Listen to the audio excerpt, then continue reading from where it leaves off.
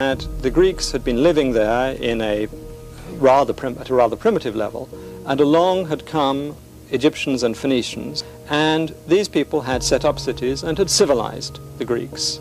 Dishonest historians have given us a distorted view of the Aegean civilization for centuries. Okay, now let's get a closer look. Detail of one of Memnon's Negro companions, 530 BC. Oh, there you go, there you go. But when you actually look at the evidence with an unfiltered lens, that's what we were always told, yeah. Now, where do you think this is? Actually, it comes from Saqqara in Egypt, which were built over 2,000 years before the Parthenon. you come to realize that the very basis of what they termed the Greek miracle wasn't a miracle at all, but a veritable cultural download and a genetic seeding, telling a story that is completely different from what we have been made to believe. In 1985, in what can be considered one of the best books on the matter of history, the author pointed out a historical quote that would henceforth open the eyes of an army of would-be enlightened souls, and it reads, "The true home of the Greeks, before they won domination in Greece, had passed clean out of their remembrance. They looked to the east, not to the north, as the quarter from which some of their ancestors had migrated." It then clarifies, saying, according to it, Greece had originally been inhabited by primitive tribes, Pelagians and others, and had then been settled by Egyptians and Phoenicians, who built cities and introduced irrigation. The pillars of history sing the wisdom that will build our tomorrow. This is the Without History channel. Every episode we bring you salient facts about African history and detail how these events shaped our past. Without History does not accept any sponsorship so that we can remain independent.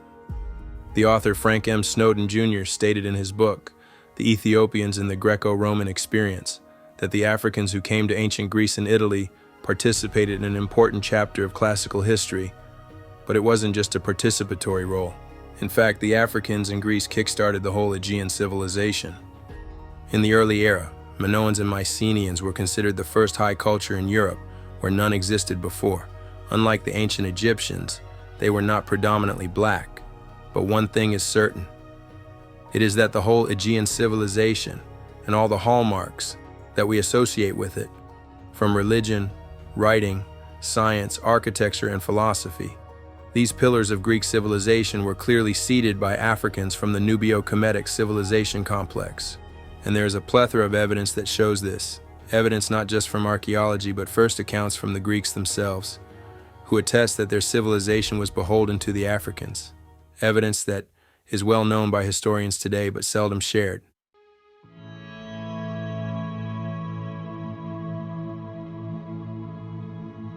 While searching for the presence of African DNA in ancient civilization, you will come across statements like these made in a BBC article about the origin of ancient Minoan and Mycenaean DNA. By contrast, the researchers found no evidence for proposed migrations to Greece from ancient Egypt or from the areas of the eastern Mediterranean occupied by the Phoenician seafaring culture. This assertion warrants critical examination in light of existing research. Prior DNA analyses have indicated a significant African genetic contribution to the early Greek populations. This finding is further corroborated by evidence drawn from early Hellenic textual sources, iconographic representations in art and numismatics, and identifiable cultural markers, elements forming the basis of the present analysis. A crucial distinction must be emphasized. Demonstrating foundational African influences on Greek civilization does not equate to classifying the entirety of that civilization as black. Rather, the argument posits that key developments, including writing systems, cultural practices, technological advancements, scientific knowledge, along with significant genetic admixture, originated from populations identified as African, preceding the evolution of the phenotype more commonly associated with later Greek periods. One groundbreaking study in 2001 examined immunogenetic markers, HLA genes of Greeks, and found something startling. Antonio Arnaiz Villena and his team reported that Greeks are found to have a substantial relatedness to sub-Saharan Ethiopian people, which separates them from other Mediterranean groups. Both Greeks and Ethiopians share quasi-specific DRB1 alleles.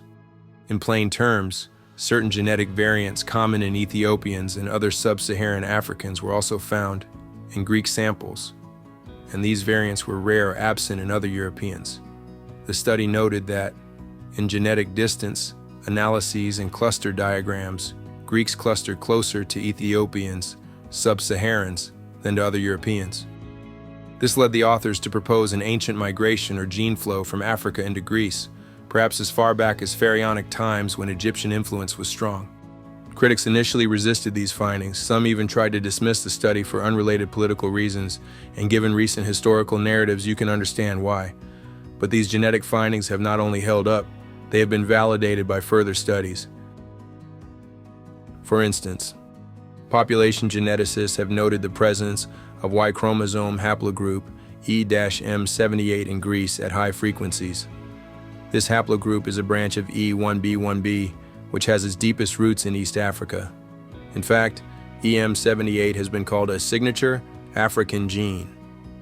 One analysis pointed out that the high frequency of this haplogroup in Greece suggests the presence of a substantive African population in that region during prehistoric and historical time periods. Nearly half of Y chromosomes in one sample of Peloponnesian Greeks belong to EM78, a lineage originating in Africa. Let me repeat that. Nearly half of Y chromosomes in one sample of Peloponnesian Greeks belong to E-M78, a lineage originating in Africa. And that's more than 2 millennia after the African colonists came to the region. And even more telling is the following genetic evidence on the presence of the sickle cell gene, normally associated with Africa, where it evolved as a malaria defense. The sickle cell trait is found in parts of southern Greece, Italy, and the Mediterranean. But it isn't a different mutation. It's the same benign haplotype that originates in West Africa, around Nigeria. Researchers have shown that the sickle cell gene in Greeks and neighboring peoples originated in Africa. And yet, even though these studies are well known in the scientific community, you will not hear of this.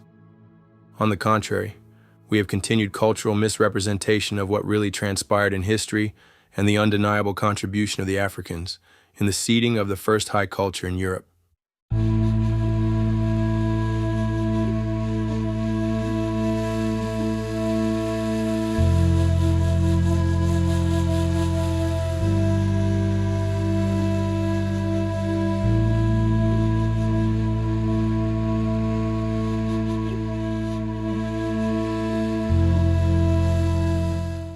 This represents a significant knowledge and historical gap that must be addressed if we are to begin repairing the centuries of perceptual damage inflicted upon Africans and upon all who hold truth in high esteem.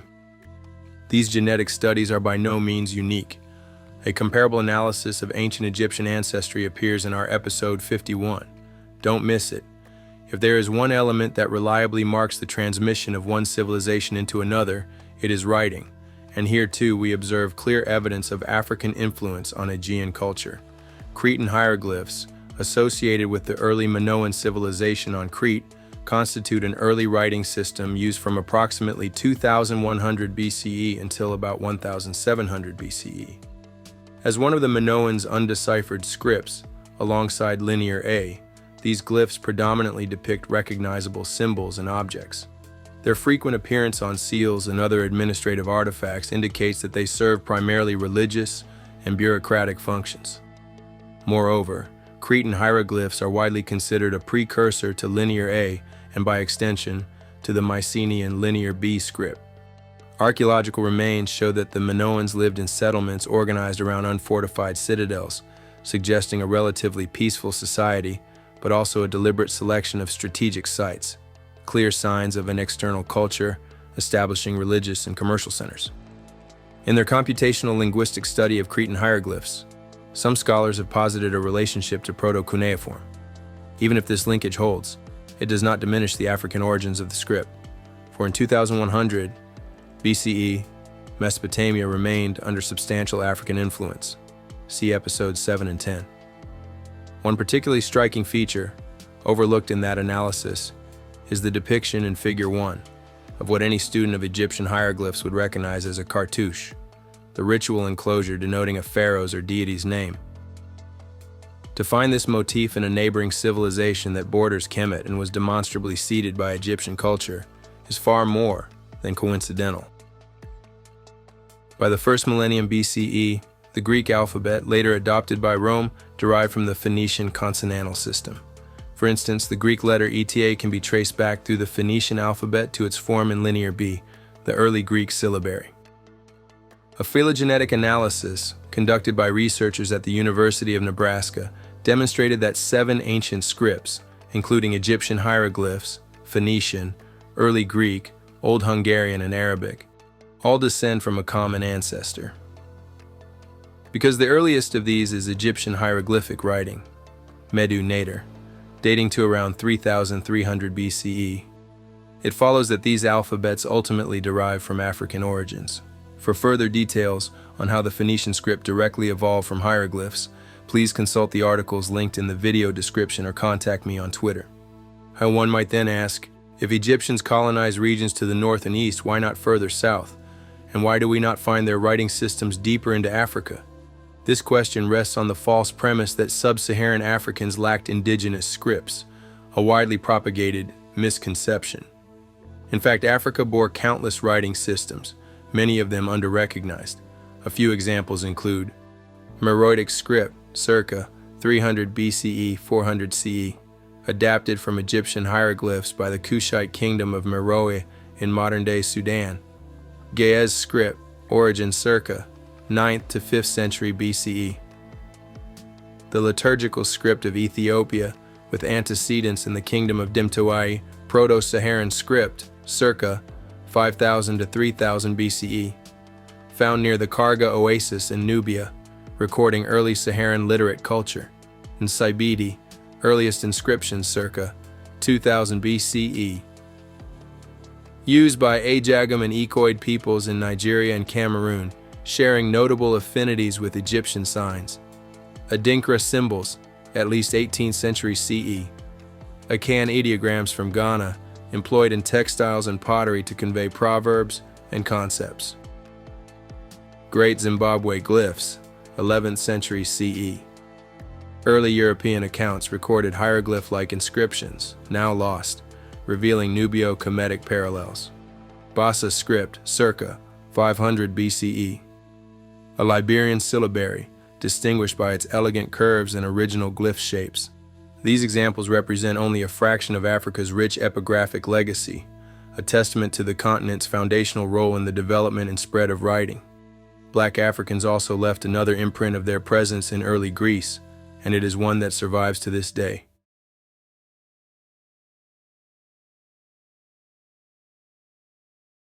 If you're lucky enough to go to an ancient Greek museum today, you will notice the following: a surprising lack of depictions of black people, or almost no artifacts that depict black people in ancient Greek art. If you Google it, you cannot be blamed for thinking that black people had nothing to do with Greek civilization, but signs start to appear a few pages down into the search for the trained eye.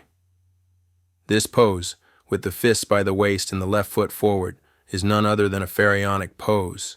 It is prevalent in the archaic Greek period, but it had existed in Kemet for ages. But early Greek art is not just imitative of Kemetic art. It also depicts Africans in vast numbers. Take, for example, this ancient Minoan wall fresco. Its art is distinctively Kemetic. The people depicted are also of the same hue as those on the wall paintings in Kemet, whom we have shown in our last episode, sport typical black African DNA. Another fresco of Minoan young women carrying water jugs. Notice also the Egyptian-like attire, and again, the insistence on Egyptian drawing convention, sideways, while showing all limbs. Here, a Minoan religious ceremony with a priestess, you will notice that the ancient Greek knew how to depict different types of skin color and different types of hair. In this fresco, you can see that the men have distinctively different hair and hue than the priestess, so the often touted argument of women being painted in lighter color than men out of convention, or because the men spent more time outside, is dubious at best. In this other piece, we have a fresco depicting a probable military detachment. This dates back to 1350 BC. There are also a large number of Greek coins that depict Africans. They are so numerous that they attest to the very large presence of black people throughout the different periods of Greek history. See for yourself.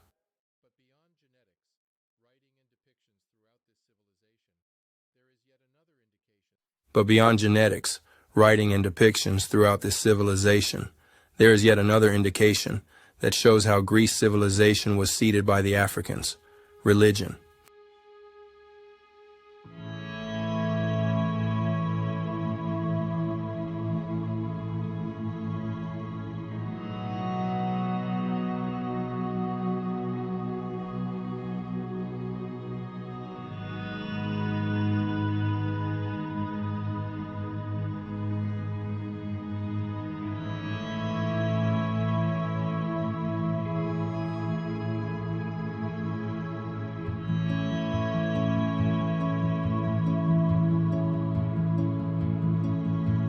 Ancient Greek religion, widely revered as one of the foundational pillars of what would ultimately become the philosophical and moral framework of European society, reveals, upon closer examination, its roots in a Nubio-Kemetic religious philosophy.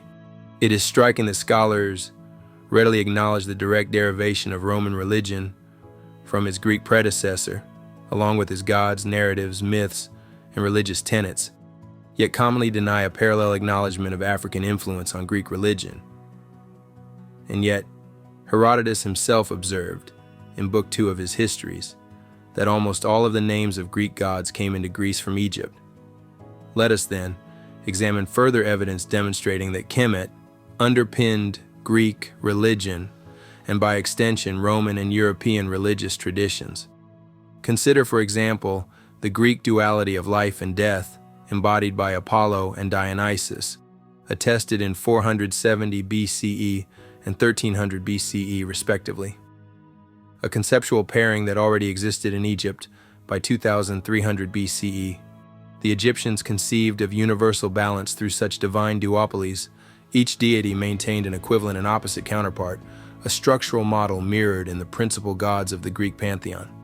The Greek deities themselves descend directly from their Nubio-Kemetic analogues, and in many instances were originally venerated in their black forms before undergoing Europeanization. Classical Greek epics describe both Zeus and his offspring as black, and Zeus bore the epithet Ethiop, literally the black. Moreover, as in the Nubio-Kemetic tradition, Zeus was invested with multiple appellations, reflecting the African cultural practice of adorning a leader or deity with a series of honorific names. Zeus, the supreme deity of the Aegean pantheon, thus emerges as a direct heir to the African pantheon, but he is by no means unique. All major Greek gods correspond to Egyptian counterparts. Zeus parallels Amun, Thanatos corresponds to Anubis, Apollo to Horus, god of prophecy and healing, Atlas to Shu, bearer of the celestial sphere, Dionysus to Osiris, and so forth. One figure, however, achieved such enduring popularity that she transcended cultural boundaries and persisted through the millennia: the Egyptian goddess Isis, venerated throughout the Greco-Roman world in myriad forms. Isis retains her characteristic African iconography and posture, from 2000 BCE in Egypt to extant religious artifacts still revered today. And to these gods, the Greeks built monuments, splendid architectural marvels that set the foundation for how Europe was going to build everything. And here again, both in architecture and building techniques, the Greeks took everything they knew from the Africans.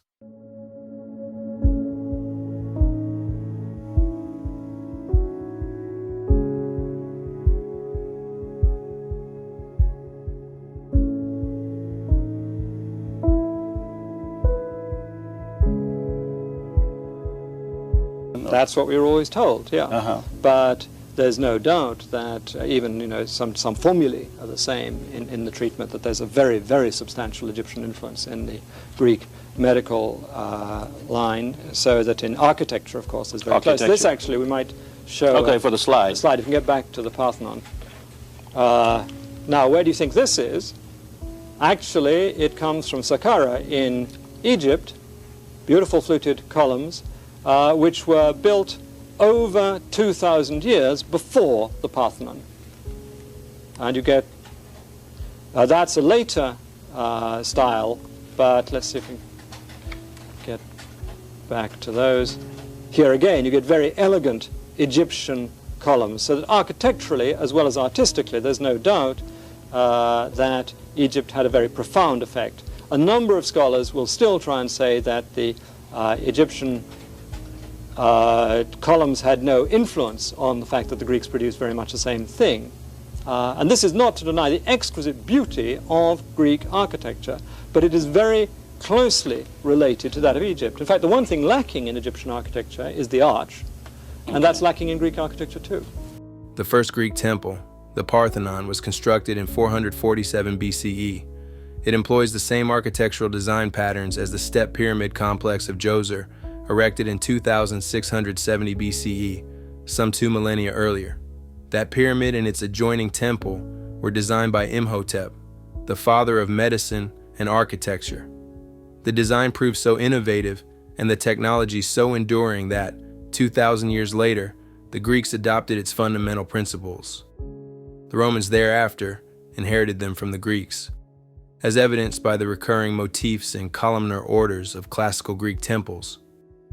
Both Greeks and Romans likewise inherited the practice of building with concrete, a science first developed in Egypt. Even the paved road, often hailed as a quintessential Roman innovation, was initially employed in Kemetic, then transmitted to the Greeks and the Black Etruscans, who in turn imparted it to Rome. The oldest known paved roadway, discovered at the Lake Moeris quarry, dates to Egypt's Old Kingdom period. This pattern extends to virtually all major sciences and inventions commonly credited to the Greeks but originally developed by Africans. For example, in mathematics, the Pythagorean theorem, fractional arithmetic, geometry and trigonometry, the decimal system, algebra, and numerous other concepts all originated in Africa. For detailed evidence, see episode 12 of our channel on the origins of mathematics. The Africans of Egypt also pioneered the science of medicine as we know it today. Imhotep, the same boy genius who built the step pyramid, authored the first medical treatise in history around 2650 BCE. By that time, practitioners were performing surgery, fabricating dental prostheses, and conducting detailed diagnoses of diseases, including chronic conditions. Notably, all surviving depictions of Imhotep present him with unmistakably black African features. Likewise, astrology and astronomy were invented by Egyptians and subsequently transmitted to the Greeks and other civilizations. In sum, Greeks benefited from a veritable cultural download of knowledge and technology from Africa. As before, we have provided sources in the video description for those who wish to investigate further. But there is yet another key element that the African colony in Greece benefited from, and this last element proved to be vital to modernization of the world, and it is synonymous with ancient Greece itself.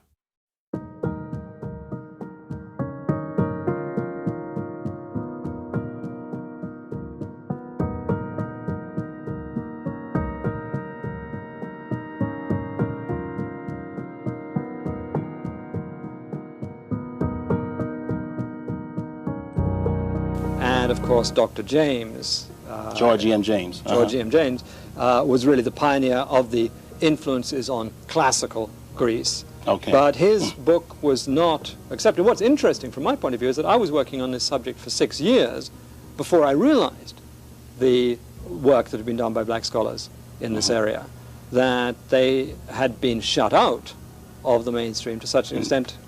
I just had no idea what was going on. You said you tried to get George M. James' book, Stolen Legacy, in Cornell Library, and what happened? Well, I knew that they wouldn't buy it, that they couldn't get, so I gave them a copy, and nothing happened. I wanted it because I wanted to set it for my students, put it on reserve for my students. Nothing happened, it had disappeared. Nicholas Anak, a researcher at the University of Lagos, investigated the proposition that Greek philosophy originated in ancient Egypt, and his findings are revealing. Given the entire trajectory of the whole argument put forward to examine the notion of Greek philosophy, having its foundations in Africa, it appears evident that such an allegation is consistent with the body of evidence. In conclusion, therefore, it is manifest that Greek philosophy can be reliably traced to African influences. Africa has never been alien to philosophical thinking and the rigors of the philosophical spirit. This conclusion aligns closely with George G. M. James's thesis in Stolen Legacy, wherein he argues that Greek philosophy represents a reformulation of the Egyptian mystery system, complete with its attendant African philosophical and scientific knowledge. If this claim holds, it follows that the seminal works of renowned Greek thinkers were composed only after these authors had studied in Kemet. A survey of their biographies confirms this pattern. Thales of Miletus.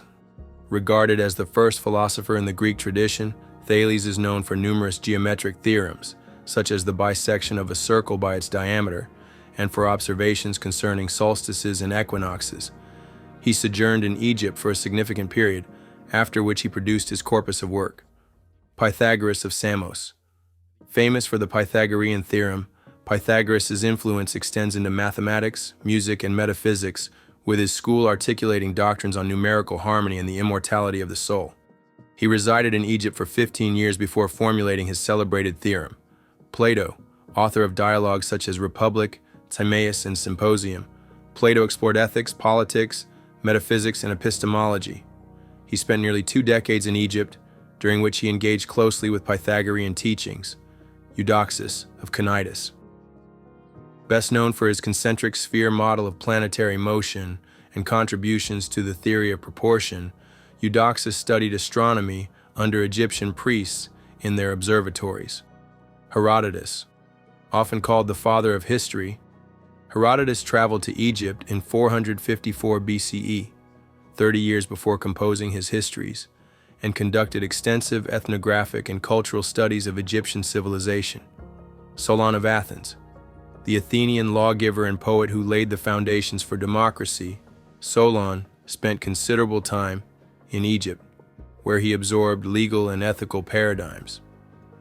Democritus, renowned for his atomic theory, Democritus traveled to Nubia after his father's death, studied mathematics there, and subsequently produced his philosophical works, Hecateus of Miletus. As both geographer and historian, Hecateus authored genealogies and a geographical survey of the known world following a lengthy residence in the Nubio-Kemetic civilization. Anaxagoras introduced the notion of nous, mind, as the organizing principle of the cosmos, and advanced theories of matter and celestial mechanics, doctrines he developed after his own Egyptian sojourn. While this list is not exhaustive, it suffices to illustrate the pervasive influence of African study on the genesis of Greek thought. It is noteworthy that most extant portrayals of these figures, paintings and sculptures, date from the Renaissance or later, often created more than a millennium after their subjects lived. Similarly, the establishment of the Olympic Games by the Greeks appears to mirror ritual ceremonies they observed in Africa.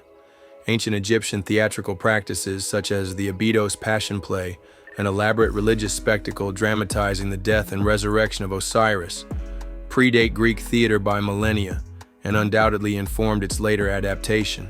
It is therefore unsurprising that Egyptian priests informed Solon that Greek civilization had been intermittently revived by Egyptian interventions following its own collapses. Viewed in this light, one may conceptualize classical Greece as a colony of Kemet, whose successive civilization injections cultivated the flourishing Hellenic culture. Throughout this process, not only did the Greeks appropriate foundational religious and scientific elements from Africa, but many of their early luminaries were themselves students of the African mystery system. One may then ask, why is it that the civilization's originators now face profound economic precarity? And does this imply any intellectual failing among Africans? Historical evidence refutes such an interpretation. The deliberate suppression of these truths served to deny Africans, and especially non-black observers, their shared heritage and to rationalize racial animus. It is ironic that the modern world's trajectory rests not solely on one race, but on the combined legacies of both. An inseparable narrative of human ingenuity and resilience, etched indelibly in the genetic heritage of populations at the nexus of Africa and Europe. Regarding contemporary economic disparities, by the end of Kemet, intensive deforestation of the Sahara had already precipitated the decline of multiple civilizations and triggered a demographic collapse unparalleled in African history. Africa continues to recover from this calamity, a process that, though arduous, proceeds with notable progress. Progress that many may recognize in the new independence of Africa and the rebirth of the collective consciousness of the Afro-descendants. A process where the ancient mysticism from the Kemetic priests is being heard in the temple, where the pillars of history are singing the wisdom that will build our tomorrow.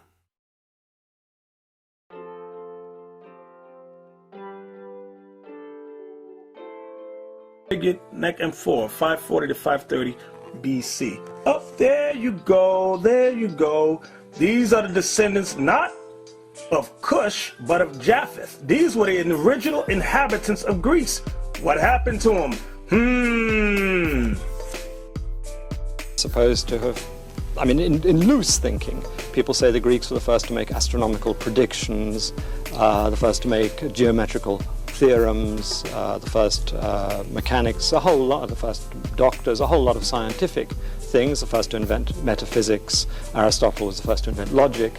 A whole gamut of scientific and philosophical things are attributed to the Greeks as creators. And that seems to me exaggerated. I mean, I'm not... Look like, because they're saying he's Ethiopian. Okay, let's go to page 48, shall we? Oh, here we go. This is the art they were talking about that you need. Detail of heads of Memnon and Negroes from black figured neck amphora. 530, what's the year in this? 530 years before Christ. And this is about 200 or something years before Alexander, the Greek. Look at Memnon. Look at his soldiers with him, all black. So you have this double thing. You have the colonization in the Bronze Age, which we'd put in the middle of the second millennium, the millennium from 2000 to 1000 BC. And then you have in the first millennium BC, Greeks studying in Egypt and bringing back their wisdom or their learning to Greece. So further, in earlier accounts, Memnon had been referred to as a king of the Ethiopians or as a leading Ethiopians to Troy, and no mention was made of his color. In the Roman period, however, Memnon was considered at times definitely black and Ethiopian. Now I'm going to go to page.